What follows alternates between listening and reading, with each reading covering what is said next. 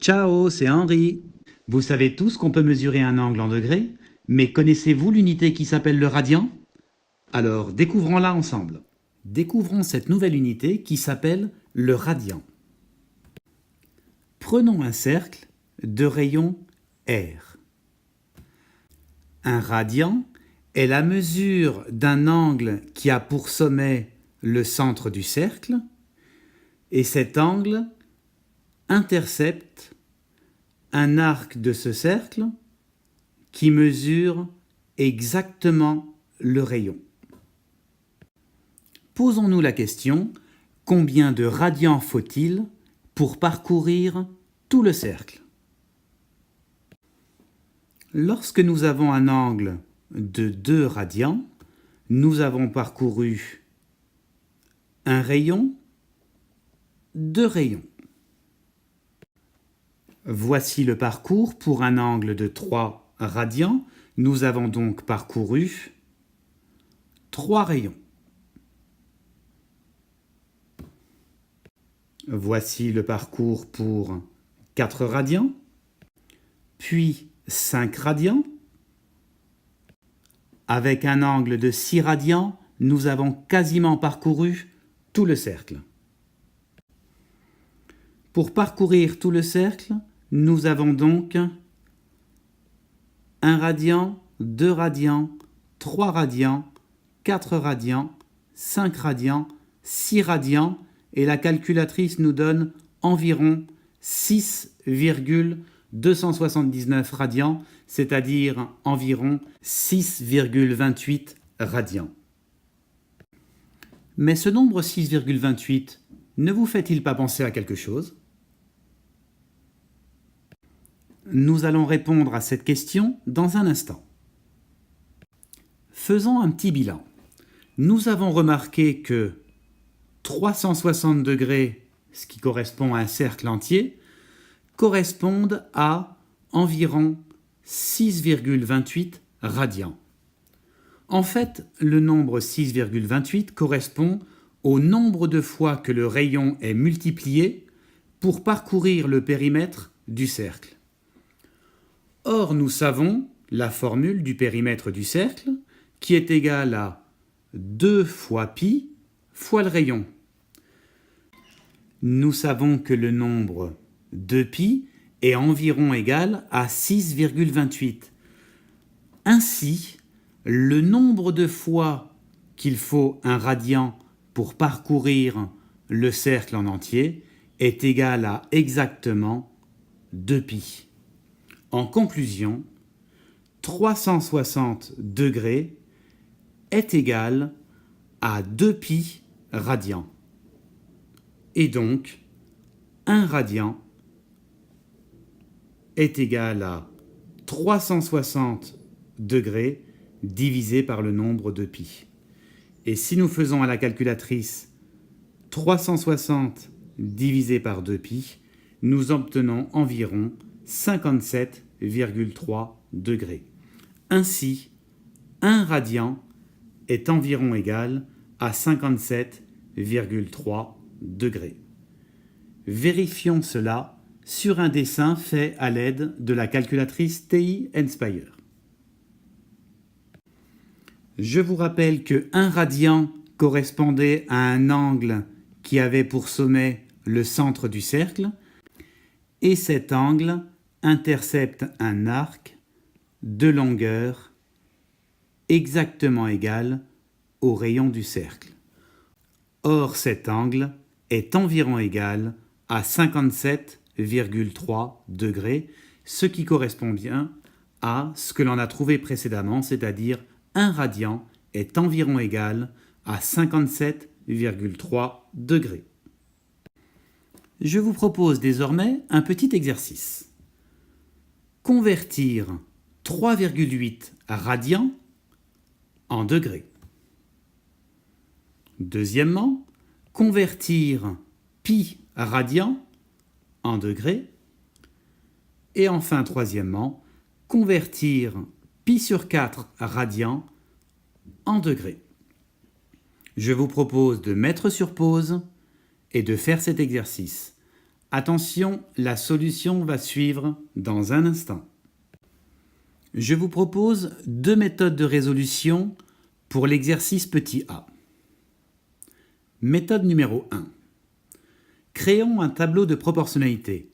Je vous rappelle qu'il faut savoir par cœur que 2π radians est exactement égal à 360 degrés.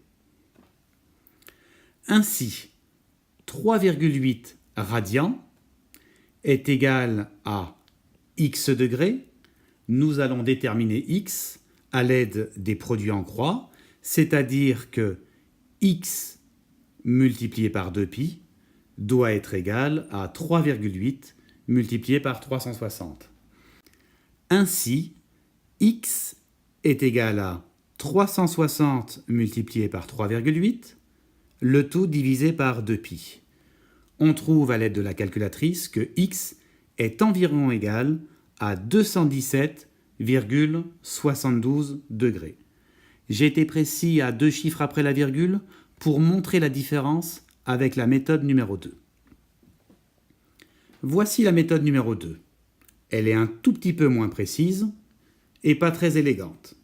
Pourquoi ? Parce qu'elle n'aboutit pas à une valeur exacte. Je vous rappelle que si on voulait la valeur exacte de x, il suffirait de calculer 360 fois 3,8 divisé par 2π.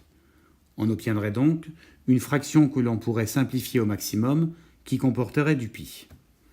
Pour la méthode numéro 2, il suffit juste de savoir par cœur que 1 radian est environ égal à 57,3 degrés, donc 3,8 radians, est environ égal à 57,3 degrés multiplié par 3,8, ce qui est environ égal à 217,74 degrés. On voit qu'on a une petite différence de 2 centièmes. Bien sûr, cette deuxième méthode suffirait si on voulait avoir une valeur arrondie au degré près ou même au dixième de degré près. Pour le petit b, la solution est beaucoup plus rapide puisque l'on sait que 2π radians est exactement égal à 360 degrés, donc π radian est égal à la moitié, c'est-à-dire 180 degrés. Là aussi, c'est une égalité que l'on peut retenir par cœur. Π radian est égal à 180 degrés.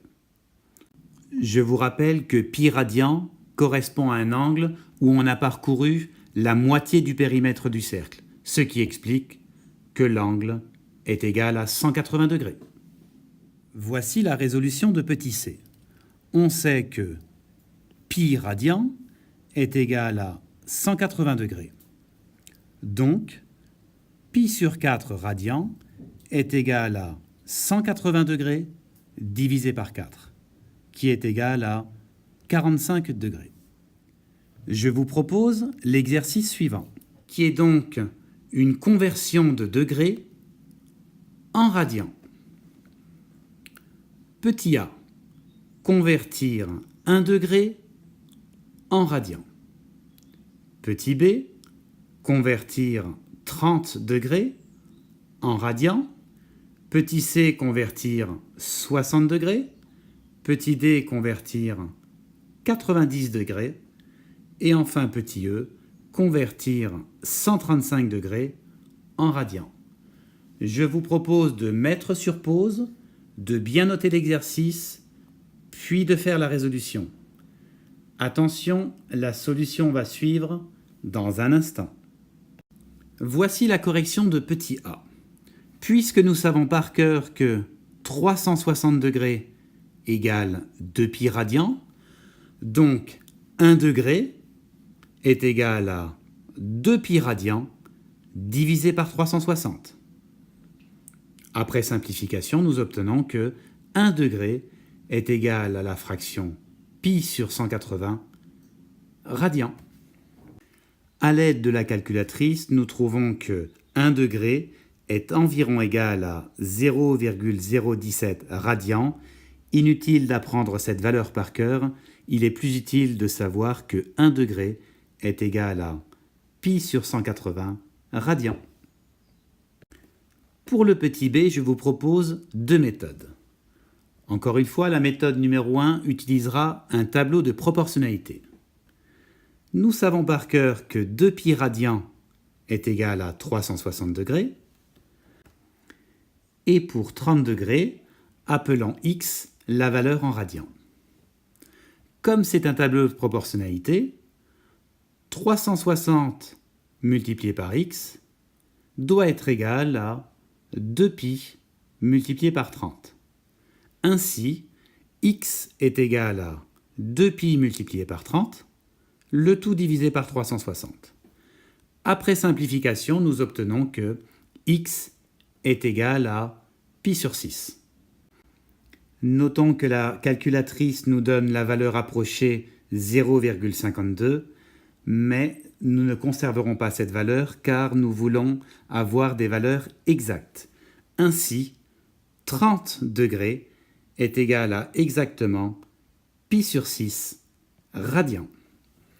La méthode numéro 2 consiste à utiliser l'égalité π radian est égal à 180 degrés. Or, 30 degrés est égal à 180 degrés divisé par 6, donc 30 degrés est égal à π sur 6 radians. Voici la résolution de petit c. On sait que π radian est égal à 180 degrés.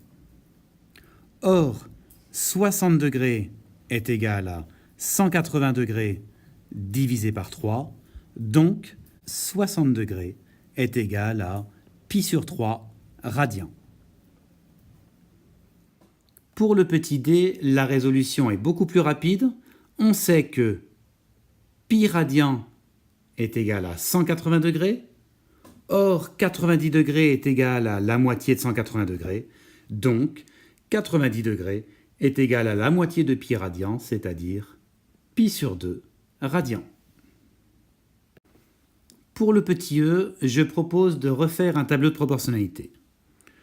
Encore une fois, nous savons par cœur que 2π radians est égal à 360 degrés. Appelons x la valeur en radians pour un angle de 135 degrés.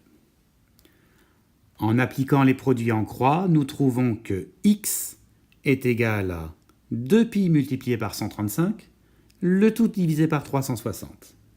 Après simplification, nous obtenons que x est égal à 3π sur 4. Ainsi, 135 degrés est égal à 3π sur 4 radians. Nous avons vu beaucoup de conversions de degrés en radians ou de radians en degrés. Voici quelques conversions qui sont à retenir par cœur. π sur 6 radians est égal à 30 degrés. Je vous rappelle qu'il est facile de vérifier ça car π radian est égal à 180 degrés. Or, 180 divisé par 6 est bien égal à 30. π sur 4 radians est égal à 45 degrés. Encore une fois, ça correspond à 180 degrés divisé par 4. π sur 3 radians est égal à 60 degrés. Ça correspond à 180 degrés divisé par 3. π sur 2 radians est égal à 90 degrés. Ça correspond à 180 degrés divisé par 2. 2π sur 3 radians est égal à 120 degrés. Ça correspond à 2 fois 180 degrés divisé par 3. 3π sur 4 radians est égal à 135 degrés. Ça correspond à 3 fois 180 degrés divisé par 4. Et enfin, π radian est égal à 180 degrés. Je vous propose de mettre sur pause, d'apprendre par cœur ces valeurs, puis de vous les réciter. J'espère que vous avez tous bien compris. C'était Henri. Je vous dis à bientôt.